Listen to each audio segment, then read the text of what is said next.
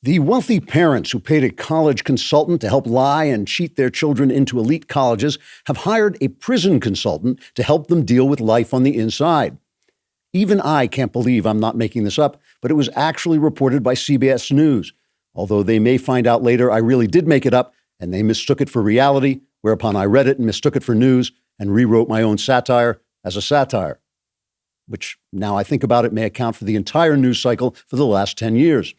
The rich parents had their consultant cheat their kids into school by such techniques as photoshopping their daughter's face onto the body of Arnold Schwarzenegger to get her a weightlifting scholarship, then having the daughter show up at Yale claiming she'd had a sex change operation and was now a 110-pound female and was off the team.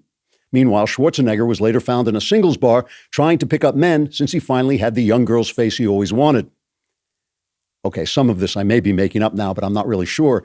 Anyway, several of the parents caught in the scam are now planning to plead guilty, although not Lori Loughlin, the star of the 90s sitcom Full House, who is also accused of being the star of the 90s sitcom Full House, a far more serious charge.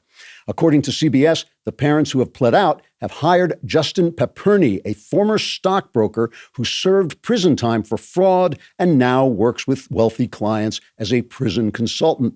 Pepperny says he can help his clients by photoshopping their faces onto the muscular tattooed bodies of MS-13 gang members so no one will dare mess with them in the yard, and also by raising the marks on their entry exams so they only get into the best institutions. All of which goes to show that having too much money can drive you insane.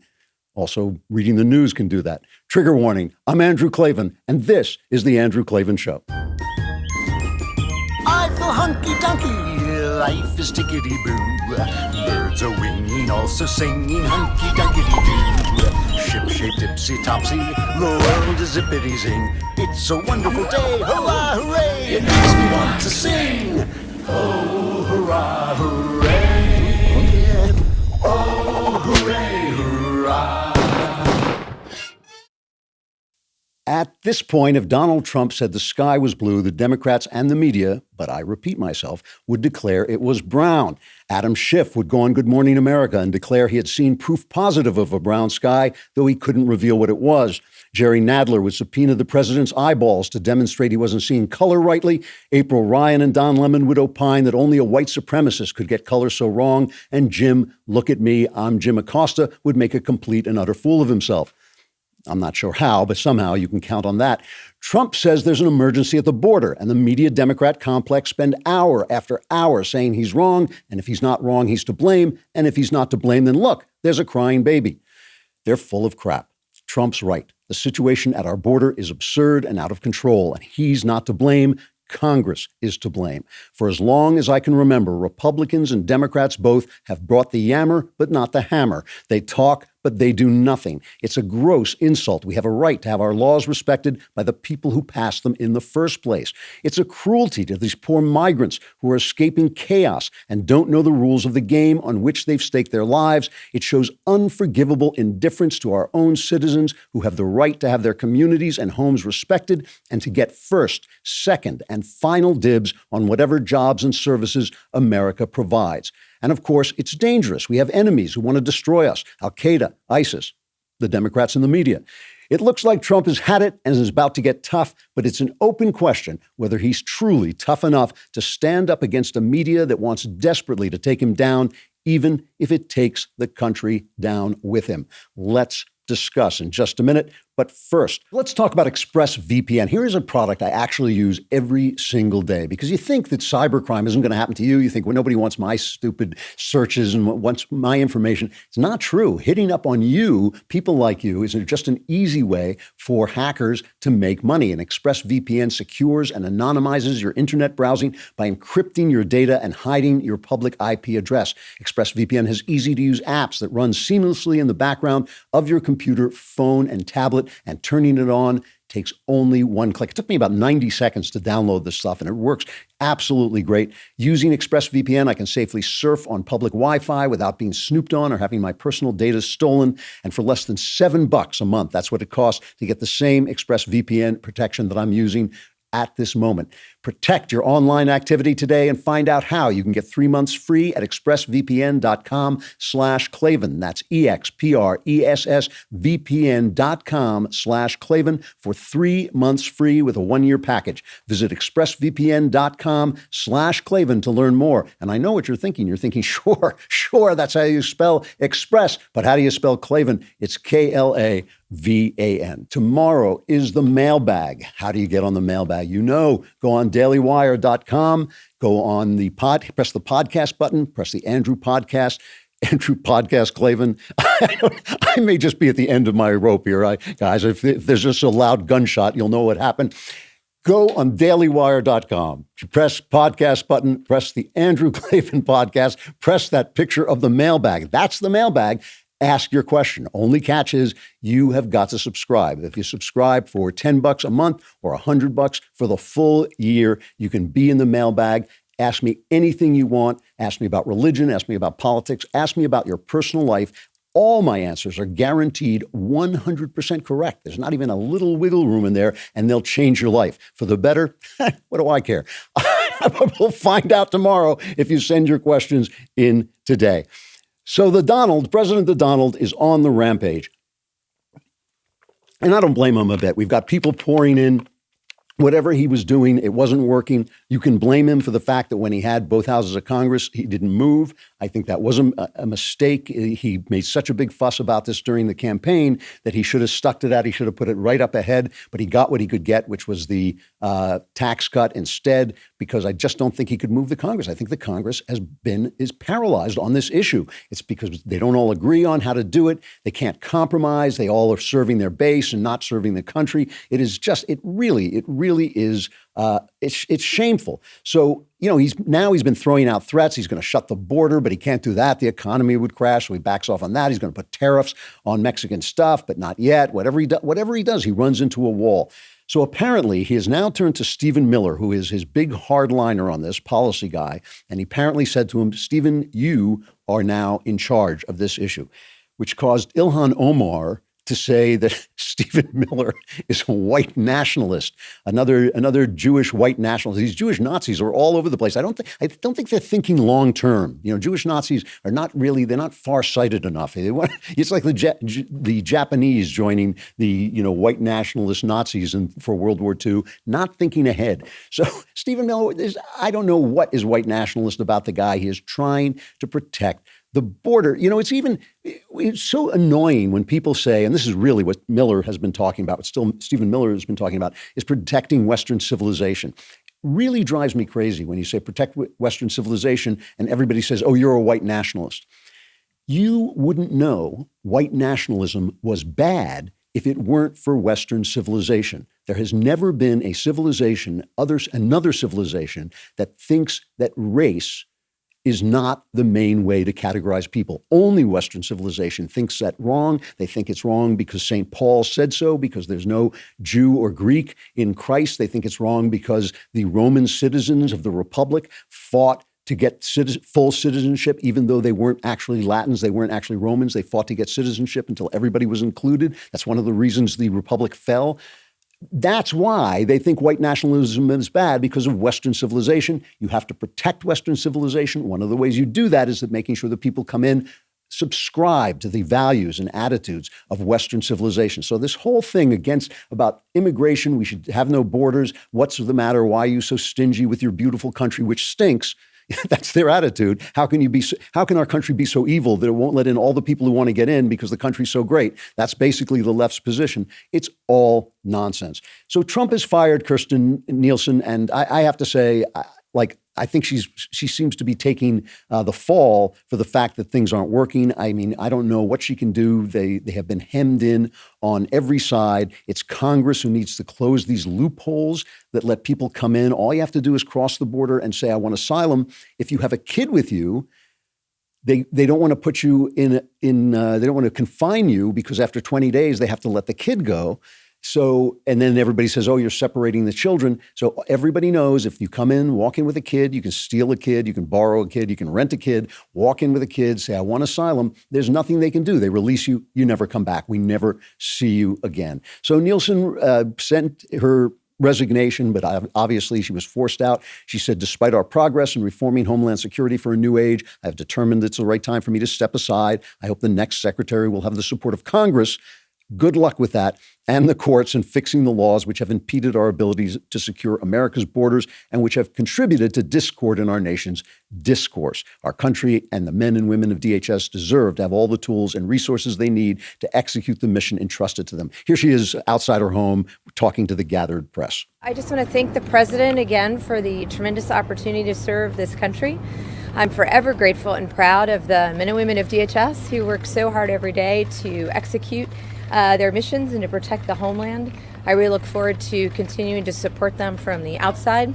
I've spent the last 24 hours since yesterday talking with government officials, with administration officials, members of Congress to ensure a smooth transition. As you know, DHS has a vast array of missions. I want to make sure that we continue to execute them all with excellence through the transition.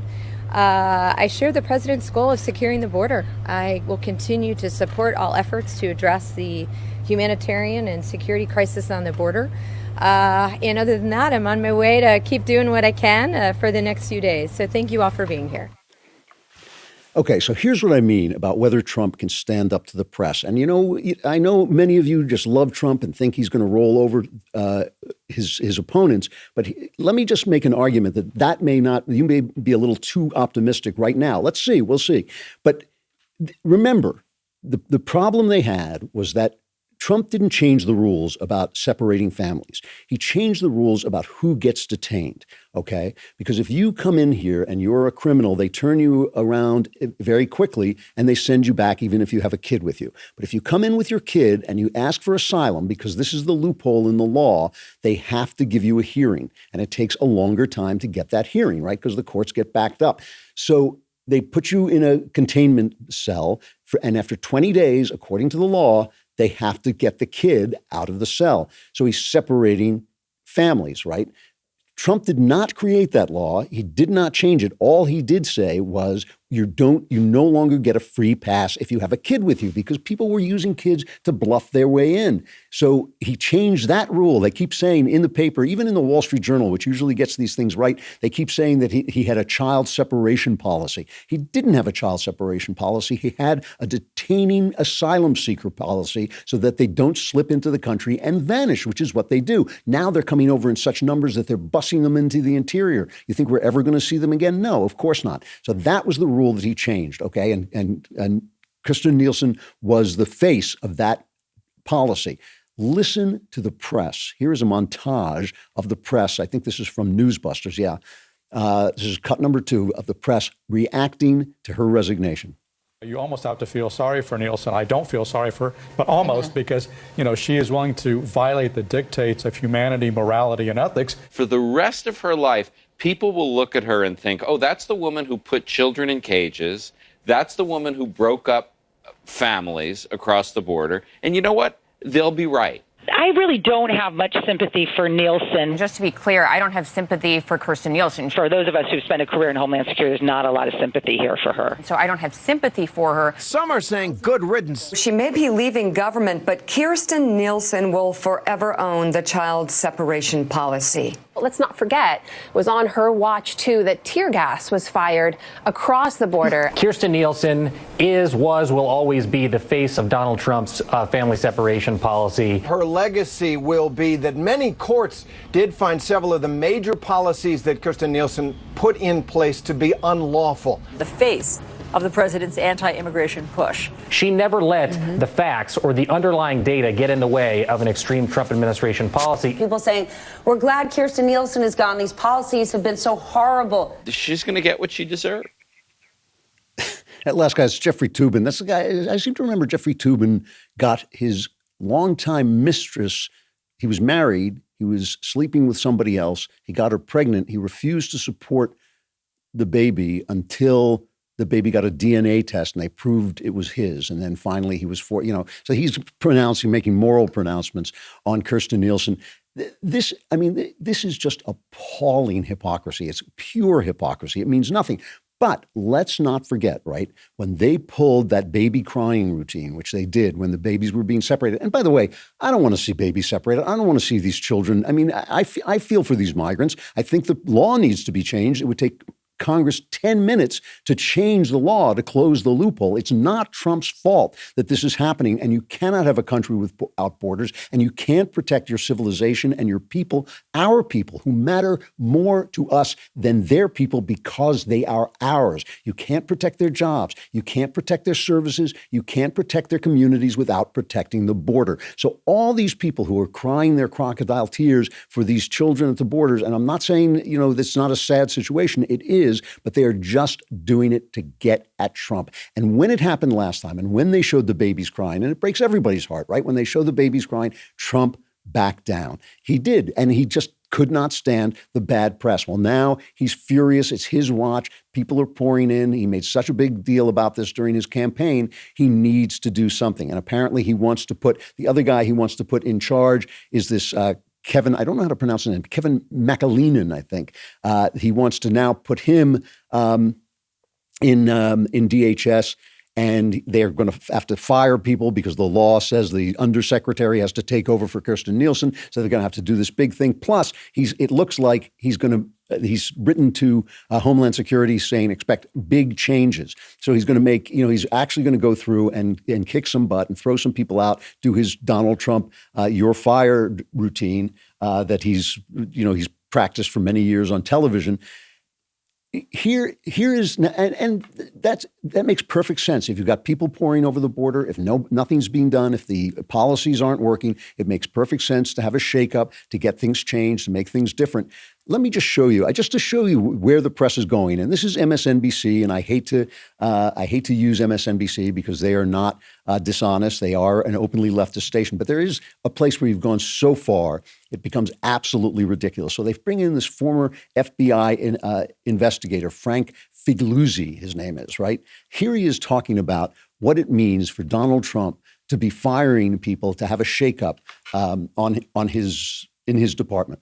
What we talked about was a possible analogy between what we're seeing in the president and studies of violence and acting out, particularly workplace violence. And we talked about the journey and pathway to violence when we see people using language of despondency, lashing out, blaming others, obsessive compulsive attachment to one issue and the inability to get off of it.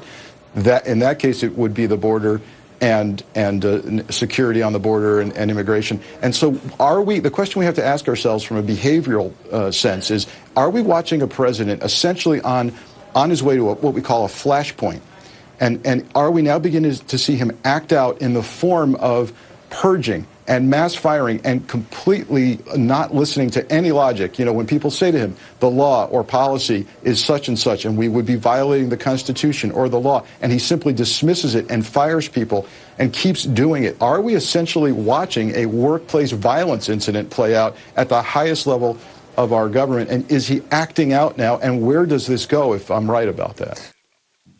Well, thank you, Dr. Figliuzzi. I mean, that is amazing. It's workplace violence. It's workplace violence for him to fire his staff. I mean, that just like they're saying it's obstruction of justice for him to fire James Comey. Him talking about Trump having a flashpoint. Who at this point would not have a flashpoint? It's not just the press. It's the Democrats who won't do anything. It's the Republicans who can't get together to do anything. And it's the judges, the Obama judges, who are holding him up, changing the rules, overturning law, making law, essentially, saying, oh, no, if there used to be a rule that if somebody came in asking for asylum, he had to meet a certain level of obvious fear that it was reasonable for him to be afraid. And the courts are just saying, we throw that out because anything that will wrong foot Trump, we are willing to do.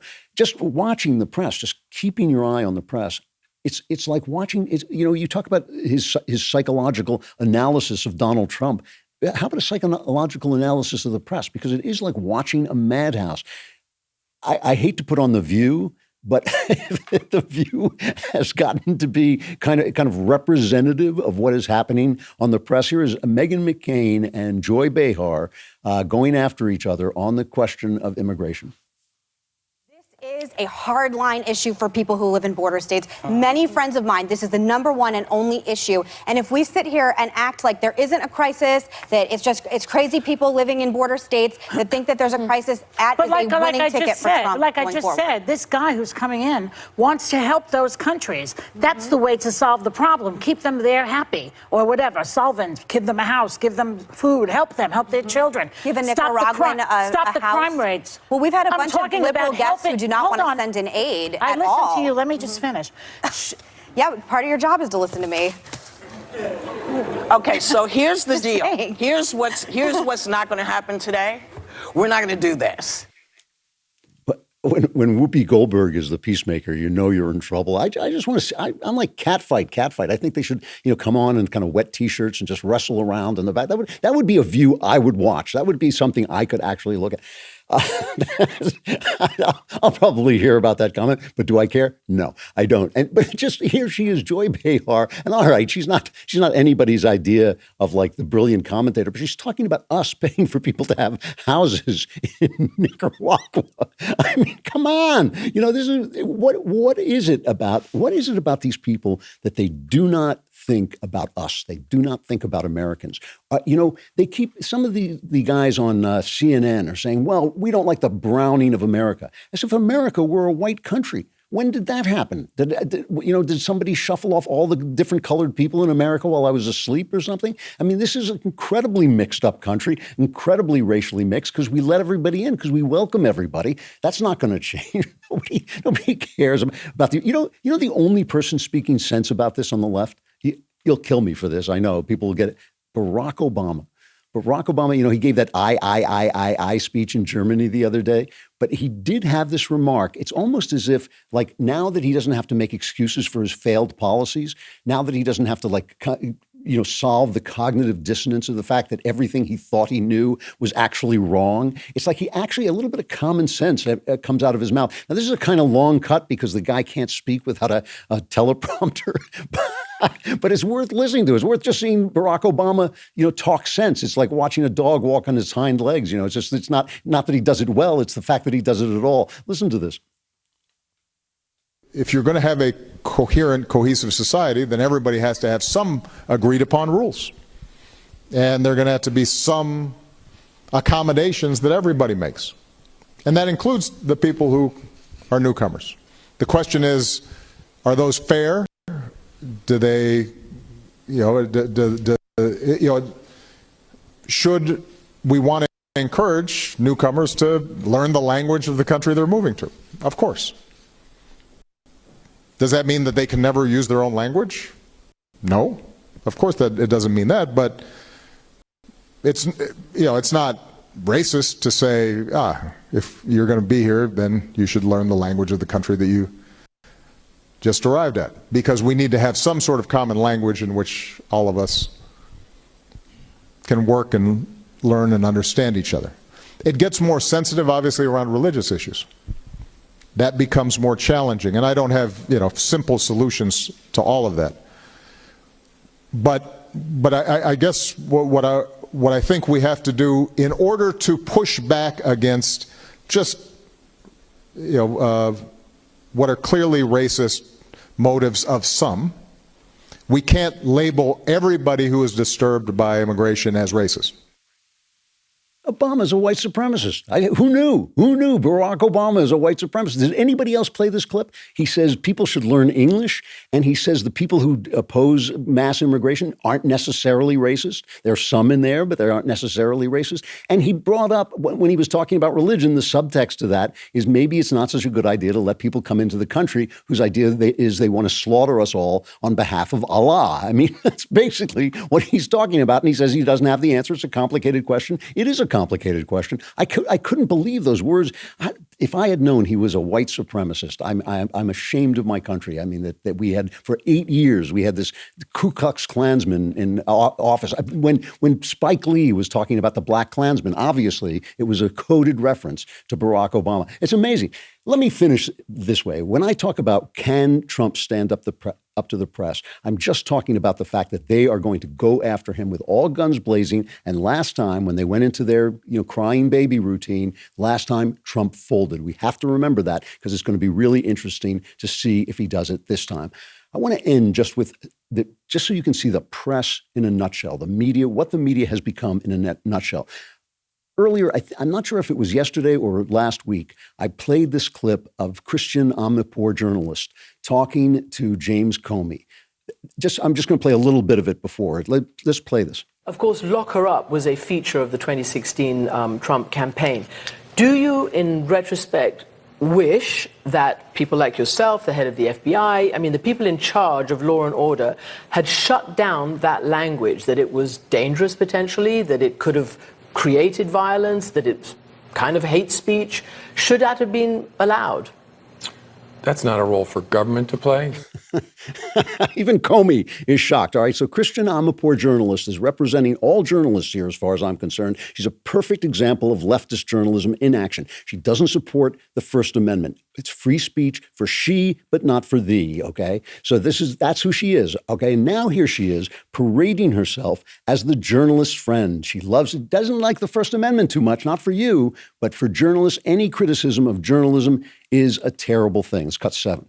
We are watching an era in which life for journalists becomes tougher and tougher, more and more dangerous. We are truth tellers, we're truth seekers, we go for the evidence and the facts. So we need the Committee to Protect Journalists to protect and to have our backs while we do that job. This whole notion of fake news, I don't know why it bothers me so much. It potentially can have a corrosive and destructive influence and effect on one of the most important pillars of our democracy and our freedom. So what do we do? Well, we keep doing our jobs. We rise to the challenge and we redouble our efforts to be as diligent as we possibly can.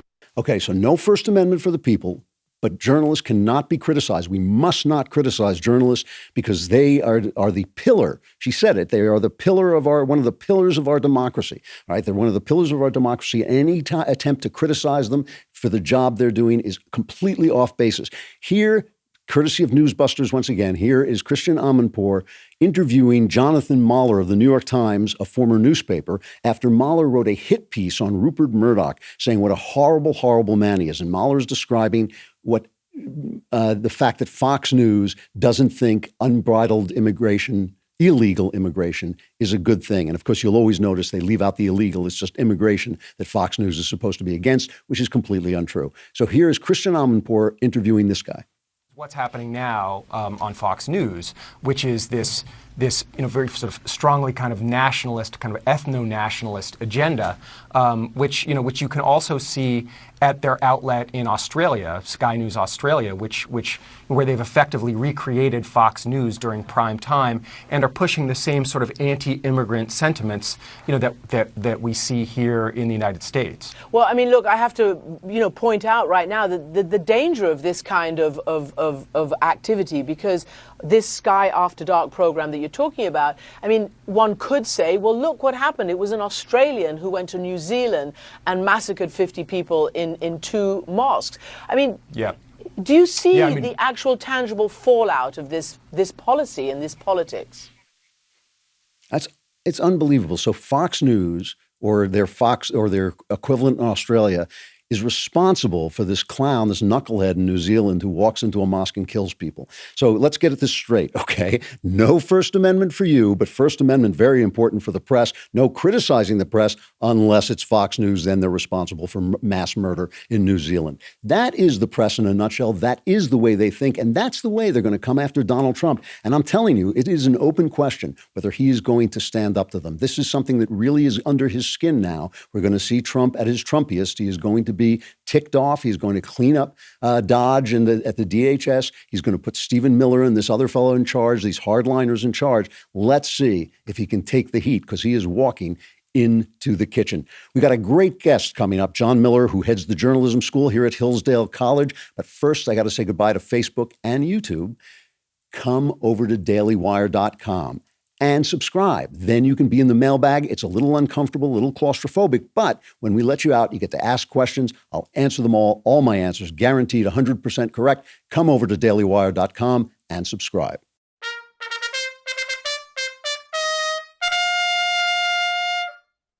All right, John Miller is director of the Herbert H. Dow II program in American journalism at Hillsdale College. Sounds much more impressive than he actually is. No, it's an amazing program. I've been here holding a seminar in that program all week long, and it has been just amazing. He is also a national correspondent for National Review. His books include The First Assassin, a novel set during the Civil War, and The Big Scrum, How Teddy Roosevelt Saved Football. He's also, and I did not know this until this trip, he is the founder and chairman of the Student Free Press Association, which supports collegiate journalism and is best known for its terrific news website, The College Fix. If you haven't looked at it, it is absolutely terrific.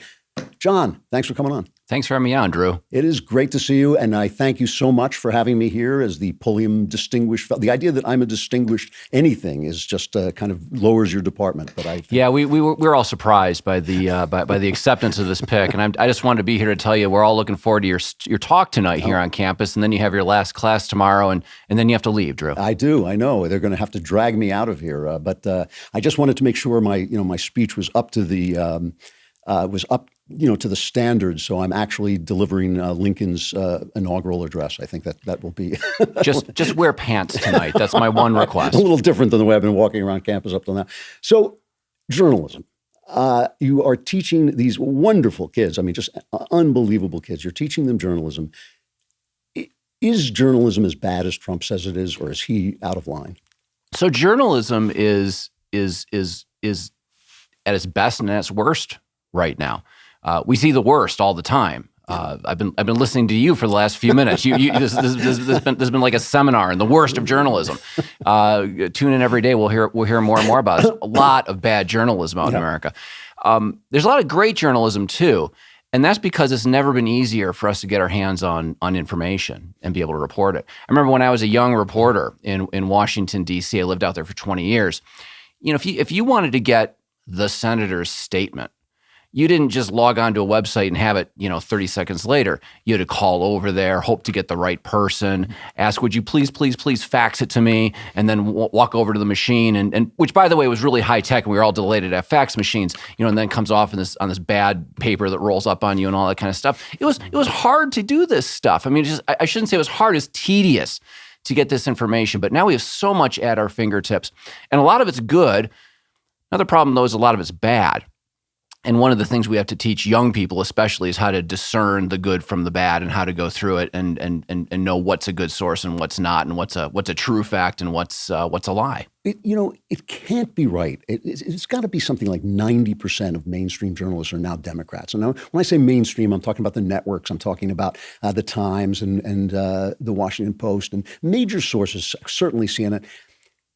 Am I wrong in thinking that there should be a hiring policy at some of these places to bring in high-level conservatives to serve at an editorial level, or is that just too much of a quota? Well, it's definitely a problem. We hear so much about diversity and on campuses all over the place. And it's every kind of diversity except ideological diversity, or diversity of thought is a better way of putting it.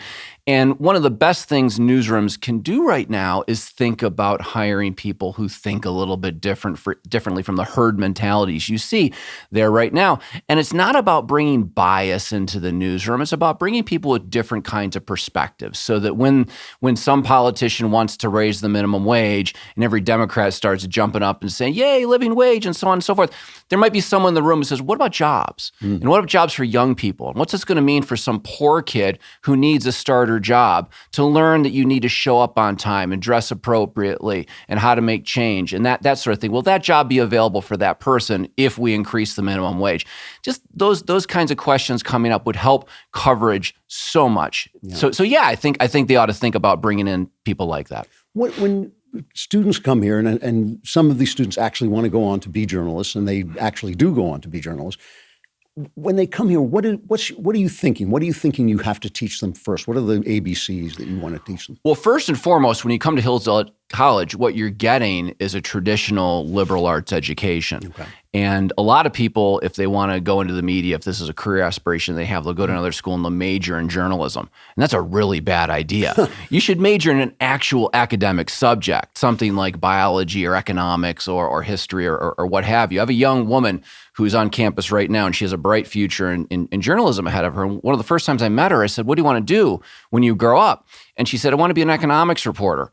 well, what do you think she should major in, right? And so she is actually an economics major, and so we have journalism as a minor here, which puts it in its proper place. And so we will teach journalism in the classroom. There are some things we'll do about how to write, how to tell a story, how to check a fact, how to do an interview, how to lay out a newspaper page. All this kind of stuff will come up.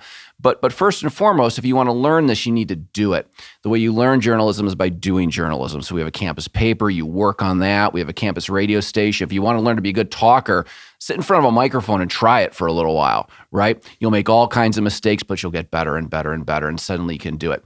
And so we teach them by having them do the actual work. And then when they're here at Hillsdale College, they're getting a great education in the traditional liberal arts, that small L liberal arts, right? The kind of small L liberalism that true conservatives want to conserve.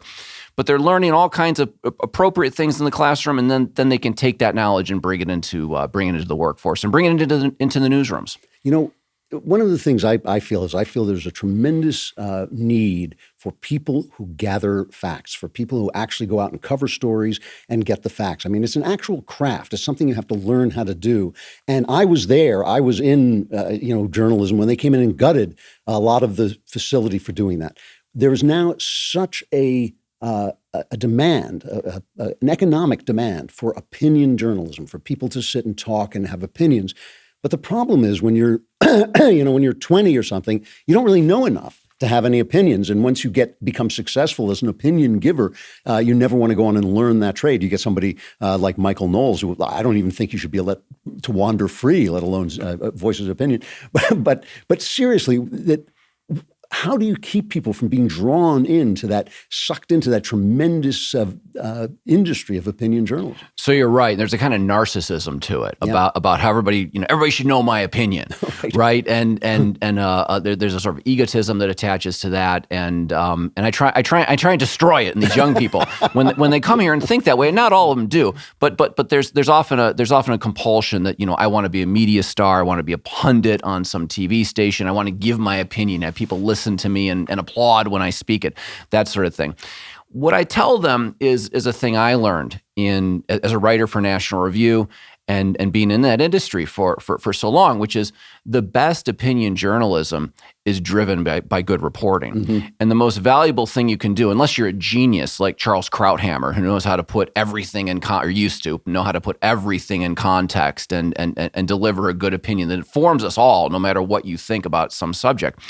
Unless you're that, and few of us are, what you need to do is go out and learn how to report, learn how to get new information, learn how to uncover interesting facts, come at topics from unusual angles in ways that will enlighten our understanding. And so you do the reporting, you ask the right questions, you gather the information, and then as you assemble it, maybe you can give your opinion. Maybe you can report from a kind of perspective and so on. But that's where the real value is. It's from making the phone calls, talking to people, learning what they think, and then putting it all together and presenting it to readers or viewers or listeners or whoever. Yeah, no, that makes total sense. Now, I don't want to set you up to do a Hillsdale advertisement. I really don't. I'm asking this as a serious question. I've been here over a week, and everybody says this. That's not just me. Everybody says there is a magical quality to this place. As I was describing it to my wife the other day, I said it's like being sane. It's, when you come from L.A., it's like being crazy. Being in L.A. is like being crazy. Everybody's a little crazy. Here, you have this sense of sanity. Where is that coming from? Well, it is a great institution, it's really amazing, and I love working here. And the students are terrific. Yeah. They're smart and hardworking, which is nice. But you could say that about students at a lot of places, right? That they're smart and hardworking. The ones who come here are that, but they're also good people. I like them. They get up on Sunday morning. Many of them go to church on their own at a time in life when many fall away from that kind of habit, and they may get back into it later. But here, at our church in town, you got to show up early if you want a seat on Sunday morning. But that so many students will come, and that's, well, number one, that's kind of a pain. But number two, it's nice to see. That's a good problem. So it's a different kind of place, and it's made that way by the kind of person who comes here. There's a lot of self-selection that occurs. It takes a certain kind of person to come to Hillsdale. Hillsdale's not for everybody, but it's for an awful lot of people, and it's good for them. And so you get a certain kind of kid who comes here. Then the faculty's terrific. They're dedicated to the liberal arts. These are teachers who love what they teach. They are not English professors who, either want to remove Shakespeare from the curriculum because he's a dead white male, or when they teach him in a way that sort of subverts him or undermines him or delivers peculiar messages or whatever. No, these are teachers who are in love with what they teach, and they want to pass it on to their onto these students, and they recognize what a gift it is to be in that position where you get to talk about American history and what it's really about, and what are the great works of literature and what are the great ideas in science. So the faculty is excellent, and then finally, I just love living in Michigan. I mean, we're kind of in the middle of nowhere here. It is the middle of nowhere. Yeah, it takes a little while to get here, but it's a nice place to be, and I like the people that surround us in the community, and you mix it all together. And you've got a wonderful little liberal arts college that punches way above its weight and stands for something important. It really does, and I just like the fact that all the kids call you Miller. No Professor Miller, no Mr. Miller, it's just Miller. Even your daughter who's in my seminar, she said Miller. Yeah, she does that. She does that all the time. One of the great things about Hillsdale too, and I suppose many of our listeners know this, is we take no federal money. Yep. Right. Almost uniquely among colleges and universities in the land is Hillsdale College accepts no federal funds. And so it relies on tuition dollars for one thing, and it's reasonably priced, but also friends of the college to support what we do here. And they're critically important, and we deliver a good education. But what's funny is you would think a federal government that is $20 trillion in the hole, you think they would maybe, send a thank you note to Hillsdale College. Thank you for facing.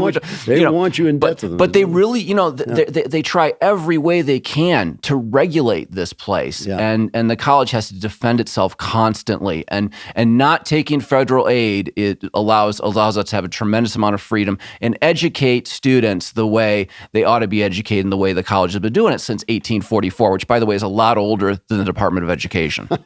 John Miller, he heads the journalism department here at Hillsdale College. Also, one of the terrific cultural writers, one of the very few writers on the culture, on pop culture, that I'm always excited to see his byline. Which I'm not that excited to see him personally, but I'm excited to see his byline. All right, thanks a lot, John. Thanks, Drew. A final reflection. Our friend Christian Toto over at Hollywood in Toto writes a really good piece about how Hollywood, where the Me Too movement has sort of got started with Harvey Weinstein, is now kind of letting it die because it's called out too many of its own people. He's saying people who are under clouds of suspicion, including Morgan Freeman, Chris Hardwick, Casey Affleck, are going back to work. We saw that guy who did Bohemian Rhapsody being praised for that. And just, he's saying they're letting the Me Too movement die. And I have to tell you, the more I've thought about the Me Too movement, the more I feel my opinions have changed, and the more I feel it is actually pulling up a tragic thing. Here's the first thing. That a man, an older man especially, who is in a position of moral mentoring over a young woman, I'm talking about a woman as young as, say Monica Lewinsky, who uses that power and that position to get sex out of her, has really committed a sin. I mean, that's a bad act. That is a very, very bad act. But at the same time, human sexuality is set up so that exact situation is one of the most explosive, right? The guy is powerful, and girls like that. The girl is young and admiring, and guys like that. And sometimes in that situation, people actually fall in love for life, and everybody likes that.